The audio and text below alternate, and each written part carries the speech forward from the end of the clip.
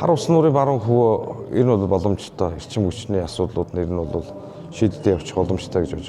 Дөрвөн нуурын тухайд бол бас нэлээд алс газараас бол бас эрчим хүчний шугам татагдана. Одоогор бол тооцоол хийгээгүй. Дан ганц аймаг бол шийдэхэд бас төвөгтэй. Тэгэхээр улсын төсөвдөр суулгах, энэ аял жуулчлалын бодлогын хүрээнд дэмжигдэх. Одоо бол дөрвөн нуурын хөвөө бол тэр чигээр амралтын баазууд болж хувирлаа шүү дээ. Тэгэхээр мэдээжийн зайлшгүй орчин нөхцөлийн сайжруулах, дэд үтс бий болгох гэдэг энэ хүрээнд шийдэгдсэн асуудал. Тэгэхээр энэ бол одоо яг тэдэд их хэлэх боломжгүй байна. Мэдээж энд бол мэдээж тэзүүг нь хийж таарна.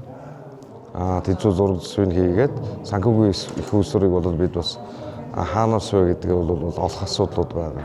Хүлээлттэй л байгаа асуудлын нэг гэж ойлгож байна. Ойрын нэг жил бол хийх боломжгүй. Ер нь бол тий. Одоо дэд үтсийн асуудлууд нь бид нар шийдэх ёстой. Одоо зураг хийх, тэзүү хийх те энэ асуудлуудыг бол бид нар бол одоо манай энэ хөгжлийн бодлогын мэргэжилтэнгүүд ер нь бол зам, дэд үтс тийм ээ.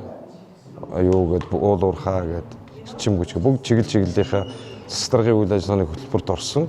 Зүйл заалцуудыг өөрсдийнхөө үйл ажиллагааны хяналтанд аваад тэн дээр бол ингээд үйл ажиллагааны явагдаж байгаа гэж ойлгож байна тий.